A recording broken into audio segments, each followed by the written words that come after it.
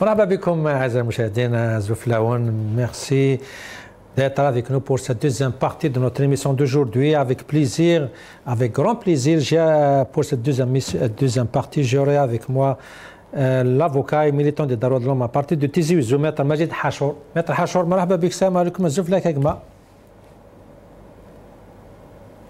Maître Hachour.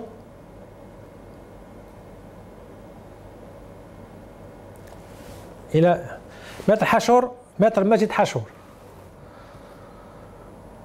Non, peut-être il y a un problème de connexion. Monsieur Karim Bouzid, je reviens, vous militant politique et un journaliste à partir de Paris. Il y a beaucoup qui disent comme quoi le pouvoir il est tellement fort, si je peux dire entre parenthèses, il a réussi la prouesse de changer la situation pour sa faveur, si je peux dire, parce qu'une catastrophe comme celle-là, normalement dans d'autres pays qui se respectent, il y a beaucoup de têtes qui vont tomber, hein, à leur tête le ministre du Transport, peut-être même le Premier ministre, il y aura beaucoup de personnalités qui vont tomber, mais chez nous, non, on a transformé la situation pour nous donner l'impression que ce ministre du Transport, ce Premier ministre, ce ministre de l'Intérieur, ce président, eh bien, ils sont des héros, ils sont là. Ils ont aidé la population, ils nous ont envoyé des condoléances, ils nous ont envoyé, ils nous ont fait des visites. C'est une preuve comme quoi ils sont là. Comment expliquer ça? Comment ils ont réussi une prouesse, comme diraient quelques militants? Je ne sais pas, qu'est-ce que vous en pensez? Tout d'abord, je tiens à exprimer toutes mes condoléances aux familles des victimes. C'est un drame. C'est un drame qui est une conséquence directe des différentes politiques publiques menées par le gouvernement, par ce pouvoir, parce que ces politiques d'insouciance, d'inconscience, mènent inévitablement à les réparer. Aujourd'hui, le tragique accident d'El Harrach révèle réellement un déficit de légitimité profond du pouvoir. Le président Tebboune est invisibilisé par ses propres échecs, tant sur la scène nationale que sur la scène internationale et diplomatique. Et il ne peut se rendre visible et audible face aux attentes citoyennes. Le pouvoir montre son incapacité à concevoir et formuler un projet national capable de mobiliser justement les compétences, les Algériennes, les Algériens, autour d'une dynamique politique, sociale et économique. Les institutions de ce pouvoir sont très faibles parce qu'elles ne sont pas des institutions qui sont légitimes et toutes les politiques publiques sont des politiques improvisées. Sur le plan social aussi, nous assistons justement à un verrouillage, à un emprisonnement des acteurs sociaux, des syndicalistes. Nous avons l'exemple de Saïdi qui a été condamné à 5 années de prison. Nous avons le cas aussi de M. Abdou Diba du CNAPES qui est assigné à résidence et qui a l'obligation, qui est sous contrôle judiciaire, qui se déplace, qui fait l'aller-retour de plus de 800 km sur les routes que nous connaissons, et qui aussi, demain, il y a quelque chose qui va lui arriver, à qui incombera la responsabilité. Alors, ce front syndical et citoyen frondeur exprime un mécontentement face justement à cette nouvelle dictature qui s'arroge le droit de verrouiller tous les espaces publics. La question qui a été posée avant d'introduire justement ce point-là, c'est la visibilité du président Tebboune. Je pense que son action est invisible et inaudible. Alors la question de sa visibilité ou de sa non-visibilité ne se pose même pas. Et il faudrait aussi nous attendre à ce qu'il y ait une manipulation médiatique de la part de la télévision nationale concernant justement la légitime pensée des citoyens, cette question légitime qu'on se pose: où est ce président qui se dit président. Toute la question est là. Sauf que, M. Karim Bouzid, cette question que vous venez de poser, qui est un petit peu quand même légitime, hein, et comme l'avait dit Rafiq Bouhlel, même s'il est en voyage, il a le droit de voyager. Même s'il est malade, il a le droit de se soigner. Oui, sauf que M. Karim Bouzid, sauf que le problème, c'est que le fait de poser cette question, eh ben, vous êtes considéré comme terroriste, vous êtes considéré comme complotiste, vous êtes considéré comme quoi vous travaillez pour des forces occultes pour déstabiliser l'Algérie. C'est ça le dilemme en Algérie. C'est ça la culture du pouvoir en Algérie. Toutes les voix discordantes, toutes celles et ceux qui pensent différemment justement de ce pouvoir, et il est directement accusé d'être au service d'eux et traître à sa patrie. Je pense que la question ne se pose même pas sur la visibilité ou non du président Tebboune. Tout le monde sait, les Algériens savent que justement, il y a d'abord un problème de légitimité de ce pouvoir. Et tant que ce pacte démocratique n'est pas réalisé avec les Algériens et les Algériens, la question de la légitimité du pouvoir il va se poser, et que les politiques publiques qui sont menées sont des politiques improvisées, qui ne travaillent pas la sécurité ou bien les ambitions de la société algérienne. Très bien. Voilà un peu la question. Très bien. Karim Bouzid, comme je l'avais dit, monsieur Maître Majid Hachour est avec nous, avocat militant des droits de l'homme à partir de Tizi Ouzou. Maître Hachour, الزلف لك مرحبا فيك كما.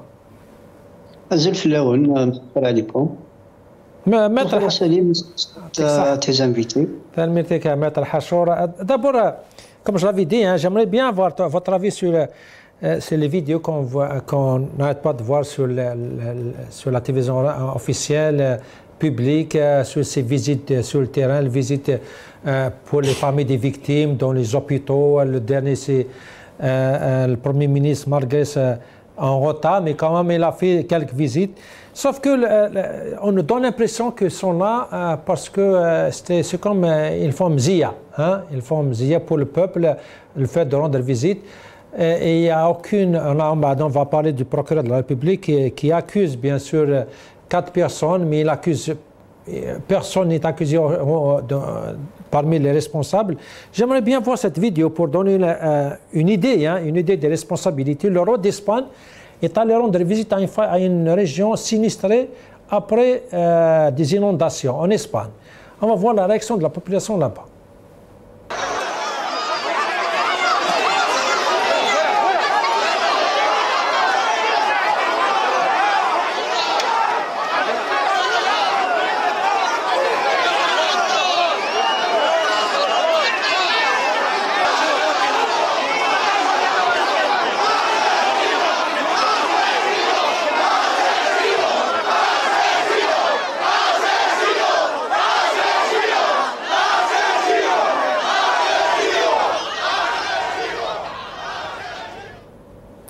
Maître Hachour, comment expliquer assassinat, j'imagine, il parlait comme quoi c'était un assassin, le roi d'Espagne, parce que pour eux, il est responsable, donc il est responsable directement ou indirectement de cette catastrophe. Sinon, non.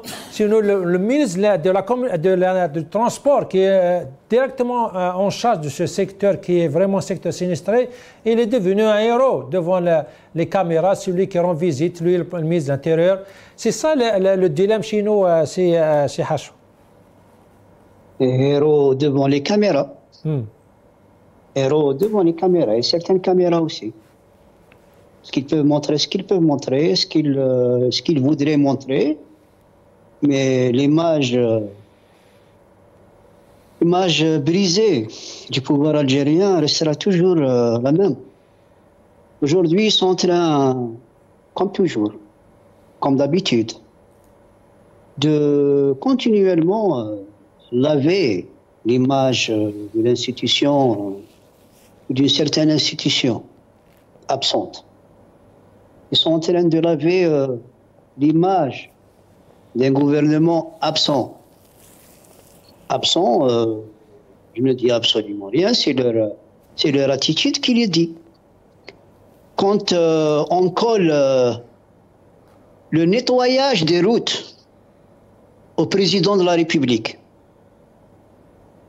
on comprendra que ni le gouvernement est présent, ni le Parlement est présent, ni le pouvoir exécutif ou ce qui en reste n'est présent, ni le maire n'est présent, ni le wali n'est présent, et bien sûr ni le citoyen n'est présent. Bien sûr, il est tout le temps, il est continuellement absent. كلش تحت رعاية فخامته. Donc dans ce pays, il n'y a que فخامته qui existe, qui est présent. Donc voyez. هذه الصور, ces images-là ou ces vidéos démontrent la proximité du président de la République vis-à-vis des citoyens et sa disponibilité à prendre en charge, vous voyez déjà la langue de bois, à prendre en charge les soucis du citoyen. Aïe, aïe, aïe. Langue de bois sur langue de bois. Je n'ai pas besoin de laver ou de profiter d'un événement pour l'exploiter en vue de laver l'image d'une institution fragilisée depuis 2019, qu'on le veuille ou pas. Elle était fragilisée depuis 62, mais elle a été encore fragilisée à partir de 2019 et tout le monde sait pourquoi. Le 7 septembre est un message. Justement, voyez l'événement du pont d'El Harrach. Leur problème, c'était pas les victimes. C'était pas les citoyens, je suis désolé. Leur premier problème, c'était de refuser leurs responsabilités. Voyez l'interrogatoire. فضيحة, scandale du chauffeur alors qu'il était alité. C'est comme s'il voulait que non, c'est pas de notre faute, finalement c'est la faute du chauffeur. D'abord ça c'est un. De deux, leur problème c'était pas le citoyen, je suis désolé, leur problème c'était d'endiguer, ou comment endiguer une colère latente, si présente au niveau des citoyens. Bien sûr, une colère étouffée, une colère camouflée par le réseau répressif. Mais eux le savent.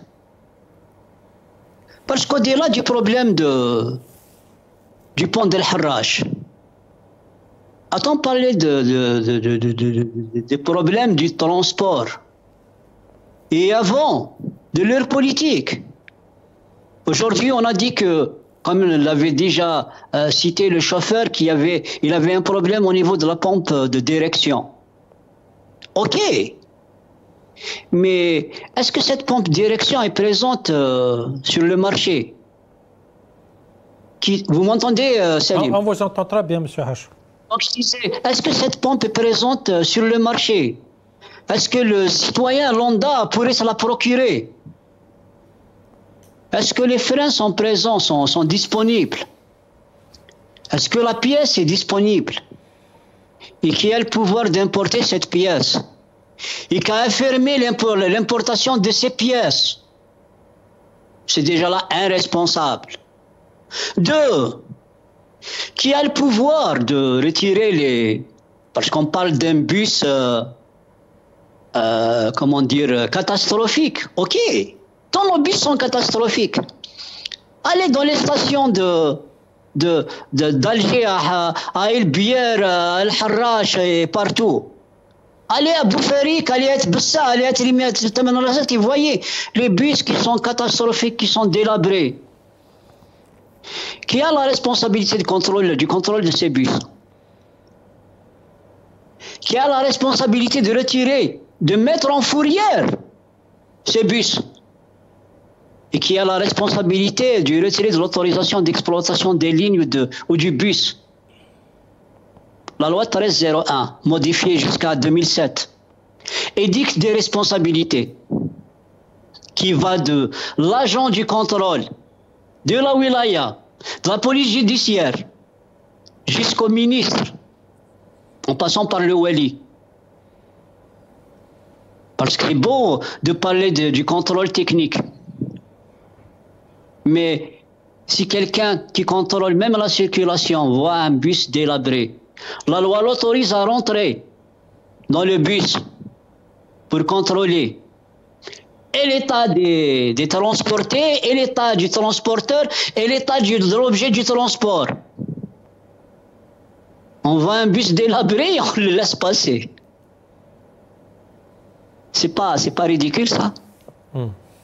Et aujourd'hui, bien sûr, je vous disais que leur problème, c'est pas ça leur problème. C'est pas de reconnaître l'erreur, de reconnaître l'échec des politiques ou le cumul d'échecs des politiques. Leur problème aujourd'hui, c'est quoi? C'est d'étouffer le problème, de le liquider. Envie d'endiguer la colère citoyenne. Ah, on a trouvé les responsables. Le chauffeur, le receveur et le contrôleur technique. Mais messieurs, la loi 1301, modifiée jusqu'à 2007, qu'est-ce qu'elle dit? La loi dispose quoi? La loi ordonne quoi? Maintenant, je vous disais que le problème, c'est pas ça. Le problème, c'est de tourner la page et on passe à autre chose. Et la semaine prochaine, on aura une autre diversion et on en parlera. Voilà leur problème. Voilà leur problème. Parce que on voudrait régler le problème de fond. Le problème de fond, c'est pas le pont de l'Harrach.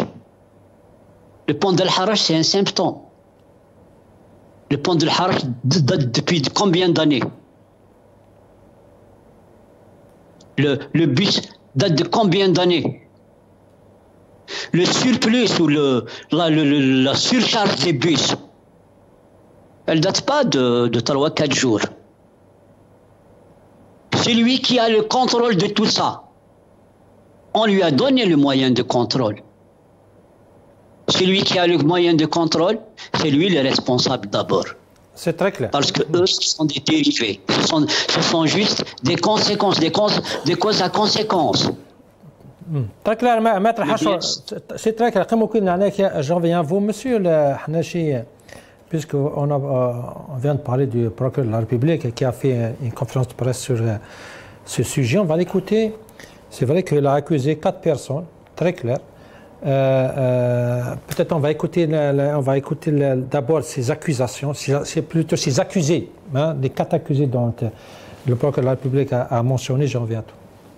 تم تقديم أطراف القضية أمام نيابة الجمهورية وتم فتح تحقيق قضائي ضد المشتبه فيهم وضد كل من يكشف عنه التحقيق.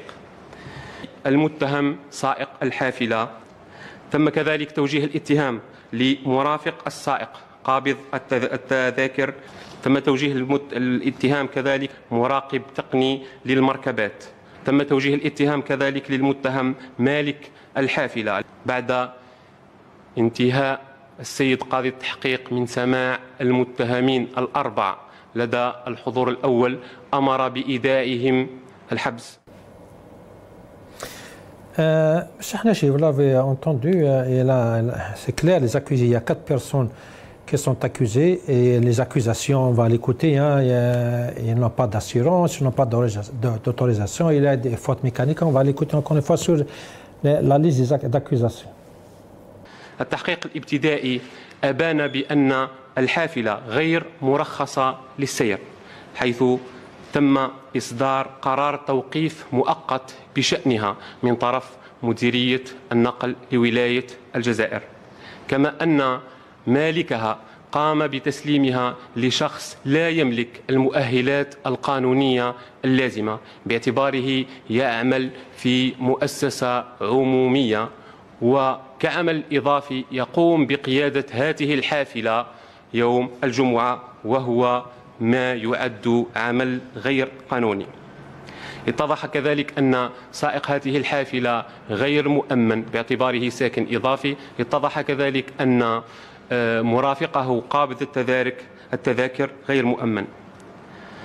الخبرة التقنية والفحص الميكانيكي المعد من طرف خبراء المعهد الوطني للأدلة الجنائية وعلم الإجرام توصل إلى أن السبب المباشر للحادث هو توقف منظومة التوجيه أو توقف نظام التوجيه، وذلك بفعل خلل على مستوى مفصل التوجيه، وهو ما أعاق الحركة المفترضة لعناصر المضمون.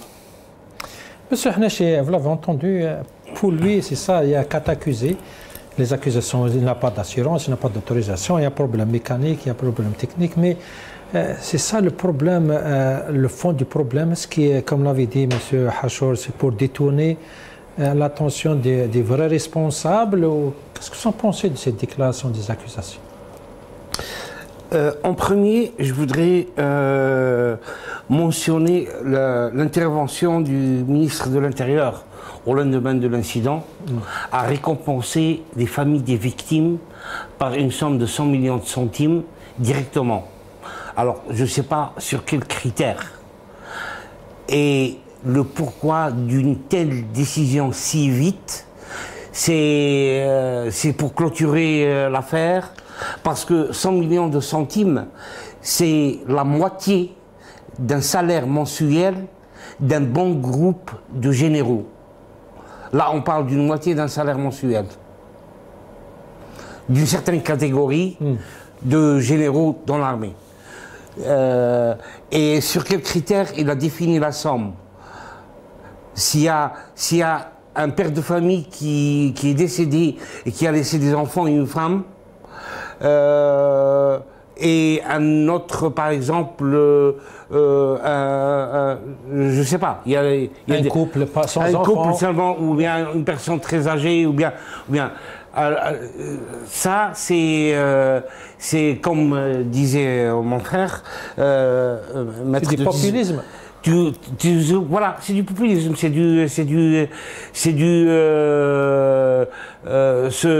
le Superman. Désolé. C'est pour calmer la colère. Mais oui, c'est entre autres pour calmer la colère. C'est la colère et présenter une image de responsabilité qui est en effet complètement absente. Parce que ce bus-là qui a fait l'accident, ce n'est pas le seul bus unique en Algérie. C'est pas exceptionnel.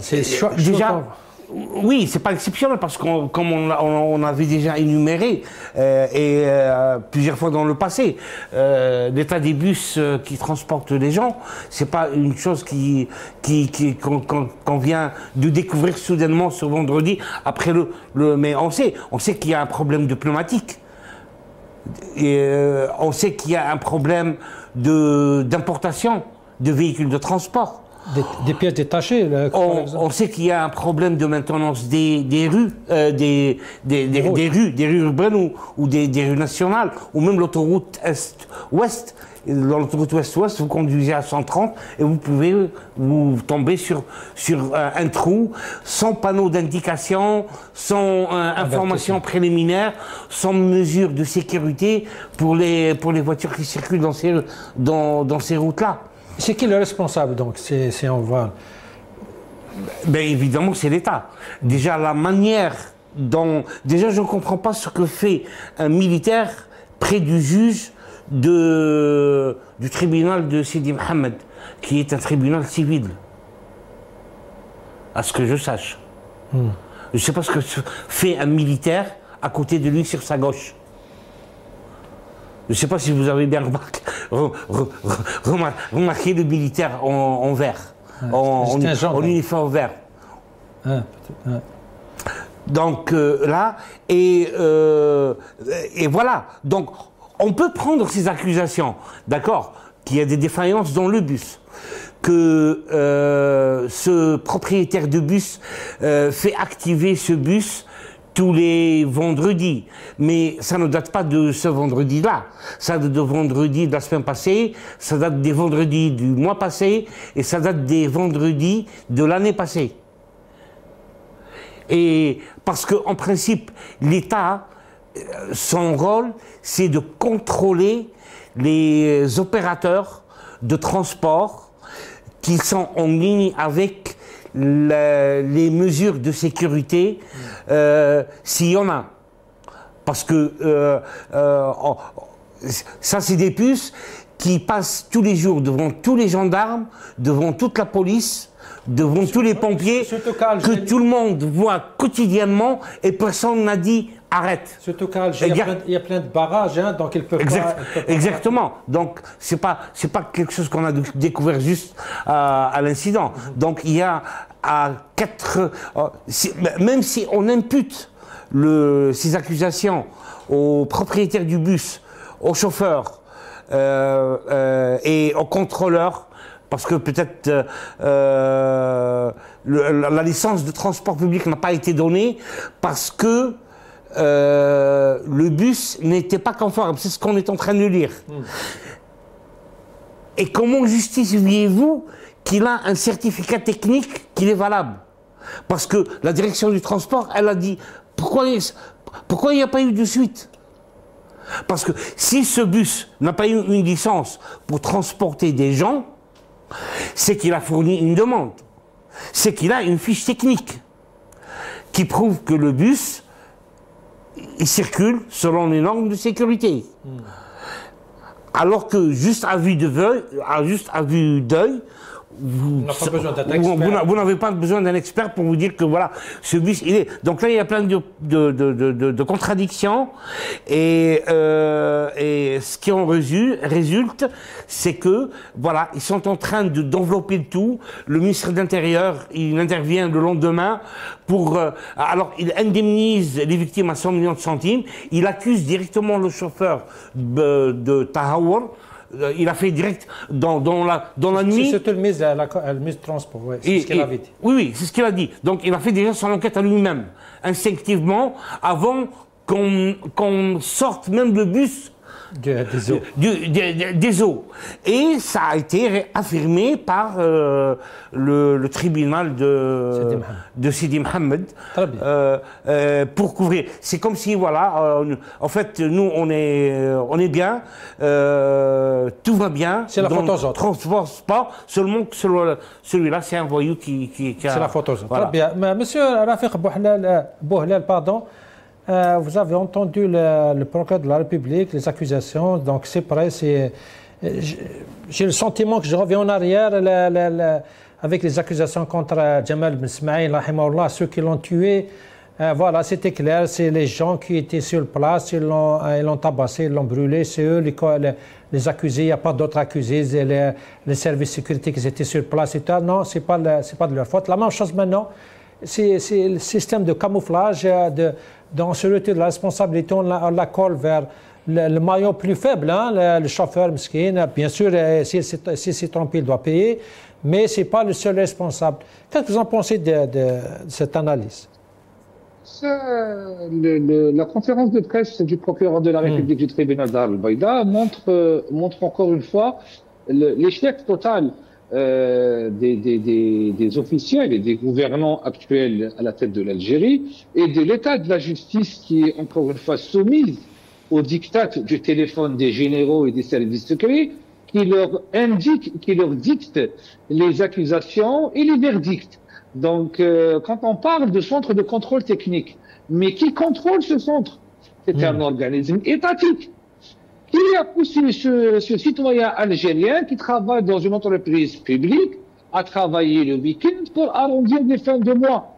C'est le ministre du Commerce qui a détruit le commerce, qui a eu pour conséquence une inflation et qui a eu pour conséquence l'appauvrissement de la population. Au point qu'un salaire ne suffit pas pour boucler les fins du mois. Je veux bien que le chauffeur porte des responsabilités. Mais qui l'a poussé à travailler le vendredi alors qu'il est censé être en repos et profiter de sa famille en week-end? Alors, quand on parle pour les Algériens qui connaissent le pont de la Vigerie, d'Al-Harrach, c'est un pont qui est délabré, qui a conduit au blocage du boîtier de direction ou de la crémaillère de ce bus, une centaine de mètres avant son passage dans le fleuve. Il faut savoir qu'il y a juste 100 mètres avant le lieu de l'accident, un état de la route catastrophique. Et il y a des dizaines de vidéos qui le prouvent. Pourquoi le maire de la vigile de la mairie de Mohammedia n'a pas été inculpé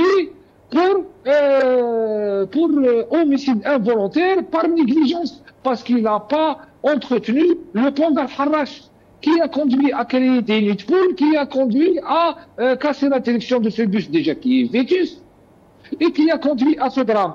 Encore plus grave, il y a 2 ans, dans la wilaya de Tamanrasset, il y a eu un accident mortel qui a coûté la vie à 38 personnes qui sont mortes, brûlées, vives. Ils ont reçu 0 centime de l'État.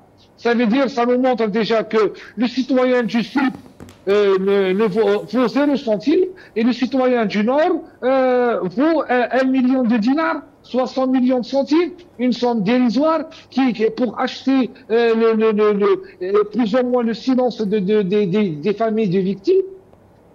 Le procureur de la République, pourquoi il n'a pas convoqué le ministre du Transport, Saïd Saïd, autant que témoin? À la rigueur, pas accusé, mais un minimum autant que témoin. Où sont les prérogatives qui ont été données à ce ministre? Déjà, il était incompétent autant que wali. Comment il peut être promu ministre? Donc, on est dans un pays où la promotion se fait par l'incompétence, où la justice est inexistante, où les normes sont inexistantes. Car si on était dans un pays qui se respecte, on aurait des institutions qui se respectent et qui ont été élues par le peuple. Ils doivent rendre des comptes au peuple parce que c'est le peuple qui les a élus. Mais là, on est dans une dictature où on voit Saïd Chengriha. Que fait Saïd Chengriha dans un hôpital pour venir voir les blessés? Il n'est pas censé se déplacer, encore moins sous les caméras. Donc, on a une justice qui est totalement, malheureusement, encore une fois, soumise au diktat militaire, où les accusations sont dictées par téléphone, par les services de sécurité, et pour dédouaner totalement la responsabilité de Tebboune et de son gouvernement de A à Z, que ce soit le Premier ministre, le ministre des Transports, le ministre de l'Industrie, le ministre de l'Environnement. On a dépensé des milliards et des milliards pour désinfecter et réaménager le fleuve de Wad al-Harrach. Cela fait partie des obligations et des engagements de l'Algérie en matière de lutte contre la pollution marine. Cela rentre dans les accords de la COP21.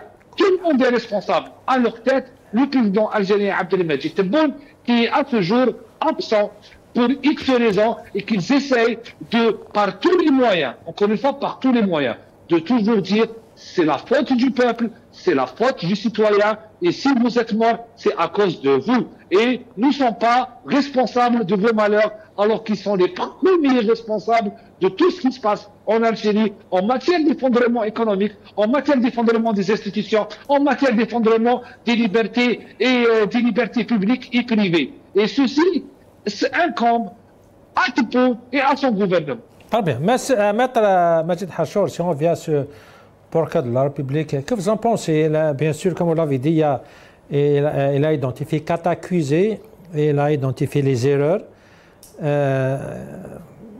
C'est quoi? C'est un camouflage pour camoufler les vrais responsables? C'est pour, c'est pour fermer l'enquête, si je peux dire? C'est pas la première fois que ça arrive. Et à l'âme de ceux qui sont décédés, toute ma sympathie pour les blessés, mais c'est pas la première fois que ça arrive. Ça devient une habitude. Parce que, en principe, un événement pareil pousserait à une remise en question. Elle pousserait à une remise en question de toute l'installation. Je parle de l'installation, je m'explique. Depuis 2019, combien de ministres a-t-on changé, a-t-on d'abord installé puis émis? Plus de 80 ministres. Combien de chefs de gouvernement? 3 chefs de gouvernement. Combien de problèmes a-t-on réglé? Où est l'eau? Combien d'usines a-t-on construit? Ouelou. Combien de promesses a-t-on concrétisé? Ouelou. Les autres, il y a des gens qui vont dire que je suis en train de noircir le tableau et qu'il y a du bon. Quand il y avait du bon, vous croyez qu'on va cacher le soleil avec un tamis comme eux le font? Le problème n'est pas au niveau des fusibles, moi qui parlais de l'installation. Parce qu'il suffit pas de... Parce qu'il y a un problème de compteur, on échange des...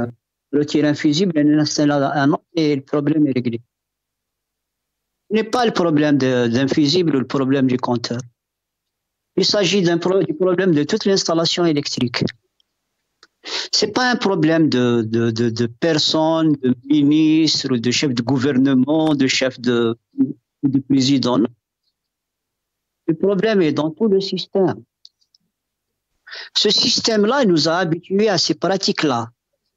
Depuis 62, combien de drames a-t-on assisté? Vieux, jeunes ou femmes, tout le monde. Depuis 62, on a assisté à des drames. Et combien de réponses positives s'en est suivies ou sont suivies? Combien de mesures palpables, concrètes, a-t-on pris pour éviter le renouvellement des drames? Niet. Je dis bien niet. La loi est là. La loi est là. Elle édicte des moyens. Elle édicte des responsabilités. Elle édicte des procédures. Pourquoi n'appliquons pas la loi? Pourquoi qu'on l'applique juste sur... je respecte le secret de l'instruction. Ils ont dit que il y a une enquête préliminaire et que peut-être que des responsabilités plus tard seront citées, seront statuées, seront... OK. On a le ferme espoir, encore une fois, que toutes les responsabilités soient terminées selon ce que dit et dispose la loi. Mais, il y a un mais. Voyez-vous, normalement, c'est un problème de transport. Pourquoi a-t-on cité le ministre du Commerce? À titre d'exemple. J'ai dit toujours que le problème est global. Pourquoi a-t-on cité le chef du gouvernement? Pourquoi a-t-on cité le ministre du Commerce? Pourquoi on a cité tel quant à leur... Parce que le problème est global. Les fuites en avant sont une tradition, sont devenues une coutume. Alors, la culpabilisation du pauvre peuple est une monnaie courante. شاب هذا معوج، شاب هذا ما يعرفش يسوق، شاب هذا يخدع، شاب هذا... Oui, d'accord. Mais il n'y a pas de شعب معوج. Il n'y a pas de mauvais peuple. Oui, mais de mauvais systèmes, il y en a. Et notre système est mauvais.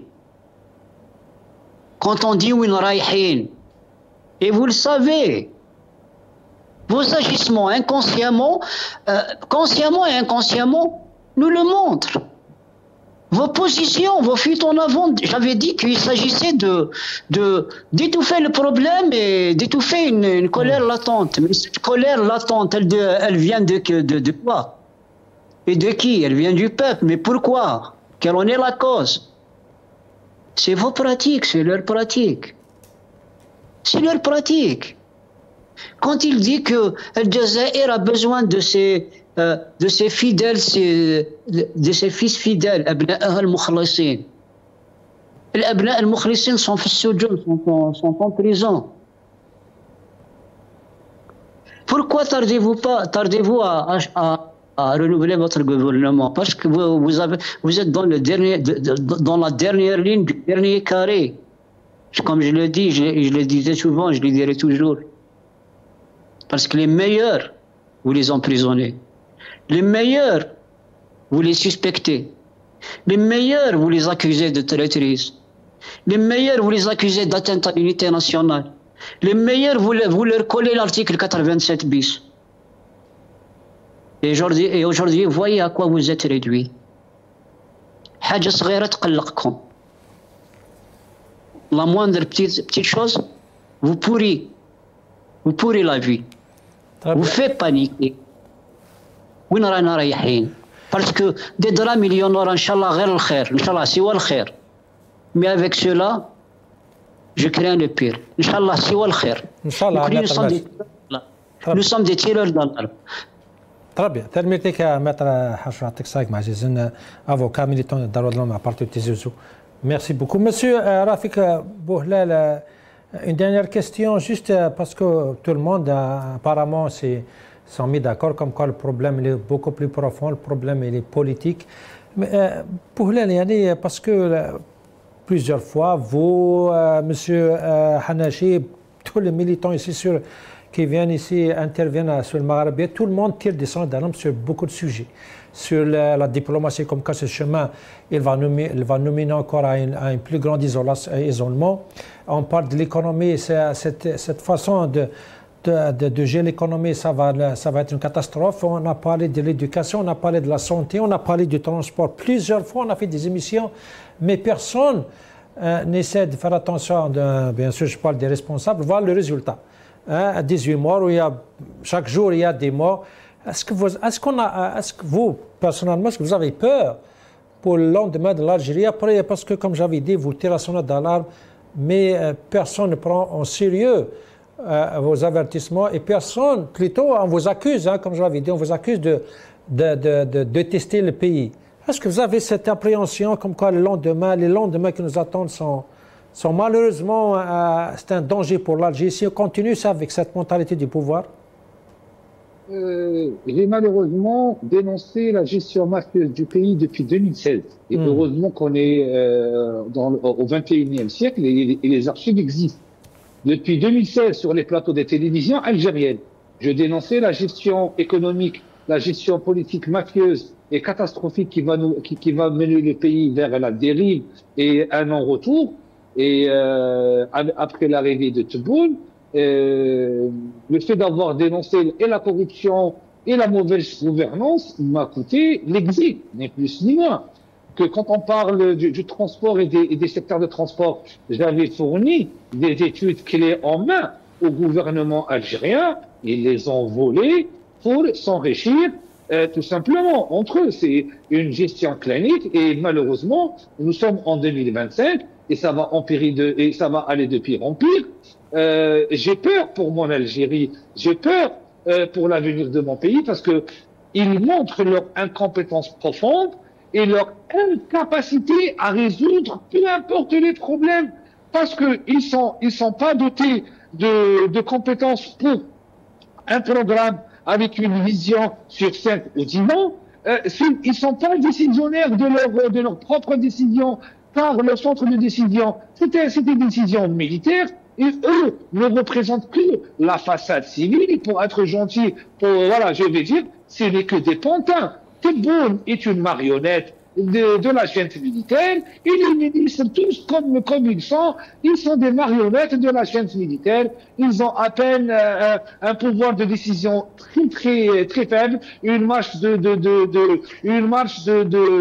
progression extrêmement faible. Mais sauf que monsieur Bouhlel, vous parlez d'un régime militaire ou d'un régime dictatorial, mais on a des exemples dans le monde, dans l'histoire. Il y a des régimes répressifs, il y a des régimes qui interdisent l'opposition, il y a des régimes militaires, mais quand même on voit un petit développement économique chez eux. Le Kazakhstan, par exemple. Le Kazakhstan, par exemple, vous avez totalement raison de le préciser. C'est une dictature militaire avec une rente pétrolière et qu'ils arrivent à développer le pays. Même là, monsieur Bouhlel, même la Chine, si on parle de la Chine, la Chine, quand même, ils sont interdits, il n'y a pas d'opposition, il y a un parti unique. mais quand même, c'est un pays développé, il est une des puissances du monde, militairement, économiquement. C'est ça le dilemme. Chez nous, on bloque tout, mais eux, ils ne font pas ce qu'il faut au moins pour développer l'Algérie de leur côté. C'est ça le mal, peut-être. C'est une dictature intelligente parce que, en fin de compte, le peuple a besoin de quoi? Le peuple a besoin d'une économie florissante, d'un pouvoir d'achat important et grandissant, et d'avoir un avenir. Après, qu'il soit militaire et qu'il soit plus ou moins dictatorial, qu'il y a une certaine répression de la liberté d'expression. Mais en contrepartie, vous avez des logements décents, vous avez des véhicules, vous avez des transports, vous avez un service public. Cela, à la rigueur, compense le système dictatorial. Mais en Algérie, on a une junte militaire sans foi ni loi. Et moi, je le dis et je le redis, c'est des monstres. Ils n'ont aucun gramme d'humanité. D'oubli à ça une incompétence profonde où l'économie algérienne est tenue par une poignée de généraux, le général pour le sucre, pour le café, pour le lait, pour le fer, pour les pneus, pour les pièces. Donc, on est dans une dictature où une petite caste du pouvoir monopolise les richesses et considère le peuple algérien comme des mendiants qui font tout pour le maintenir sous perfusion. On a une dictature économique, il ne faut pas oublier que l'Algérie est classée 160e mondiale sur 167 pays en matière de liberté économique. Ça veut dire le régime d'Alger, c'est un régime qui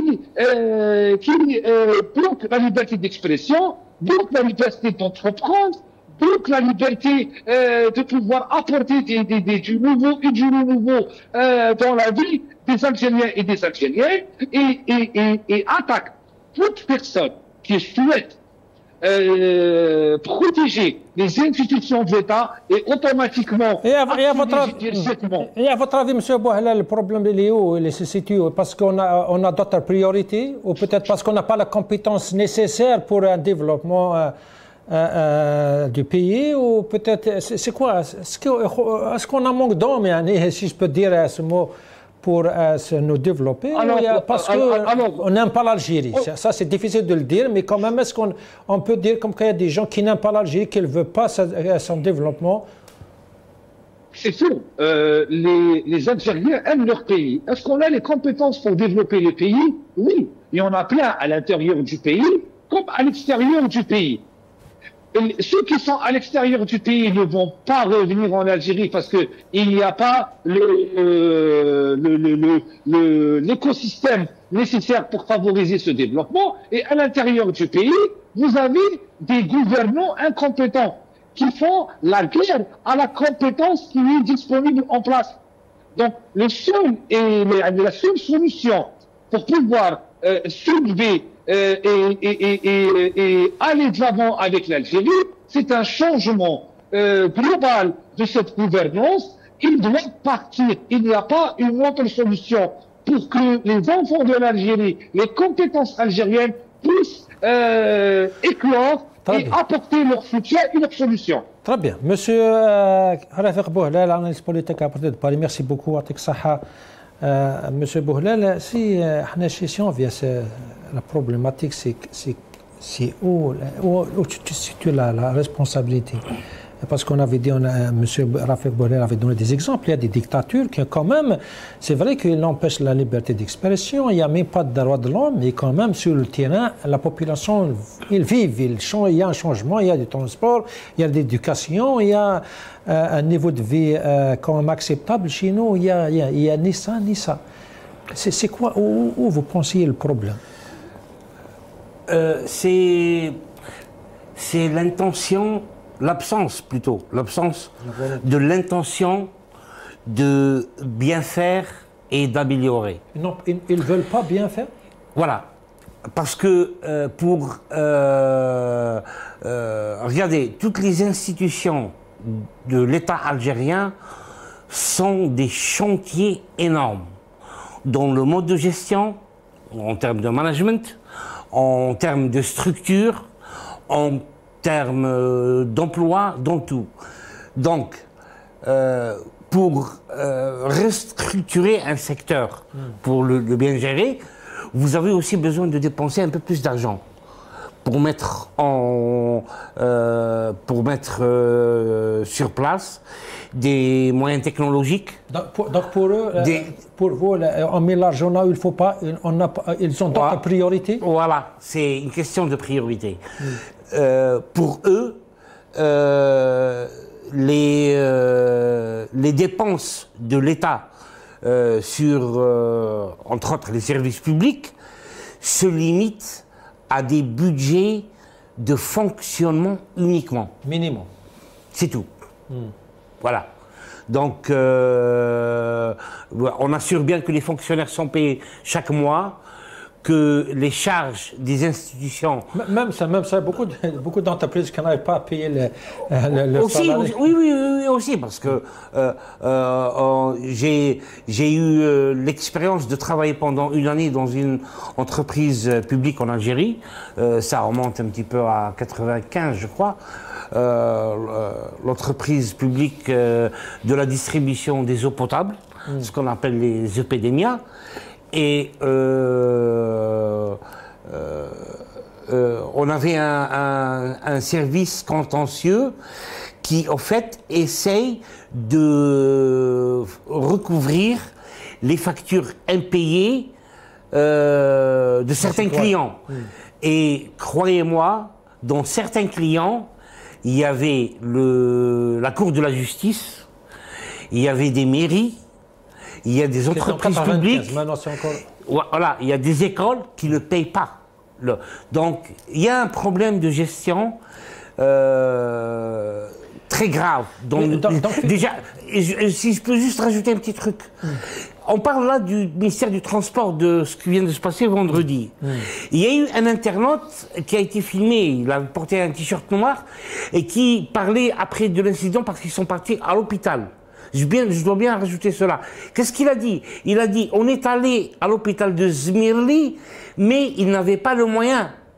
On est allé à l'hôpital de Kattal, qui n'avait pas les moyens. Deux hôpitaux. Pour les recevoir. Non, ils n'avaient pas les moyens de les traiter. Et après, ils sont allés à Moyou. Alors là, on parle d'hôpitaux. Hein. Un hôpital qui n'a pas les moyens d'offrir des soins d'urgence. C'est terrible. C'est quoi? Donc finalement, tout ça revient à un problème politique. Bien sûr, c'est un problème politique. On a un pouvoir qui se croit. Ces gens-là, ce sont des fonctionnaires publics. C'est pas des propriétaires de l'Algérie. Ils sont là pour remplir une fonction selon des règles et selon des prérogatives qui sont octroyées à la fonction, et ça s'arrête là. Nous, on a des gens qui vont au-delà de ça, quand ils prennent un poste de responsabilité et ils sont bien cadrés dans le système, ils deviennent des dieux. Voilà. Ils sont là pour servir le peuple, la société. Ils te font voir qu'en fait, ils ne te servent pas. En fait, ils te font une faveur. Exactement. Très bien. Merci à Sofiane Hanachi. Merci à Sofiane Hanachi. Militant politique, merci beaucoup. Chers téléspectateurs, on est arrivé à la fin de cette émission. J'espère que vous avez apprécié l'intervention et les analyses de nos invités. Je vous donne rendez-vous demain, Inch'Allah, pour une soin de vous. Assalamu alaikum wa rahmatullah. Merci beaucoup.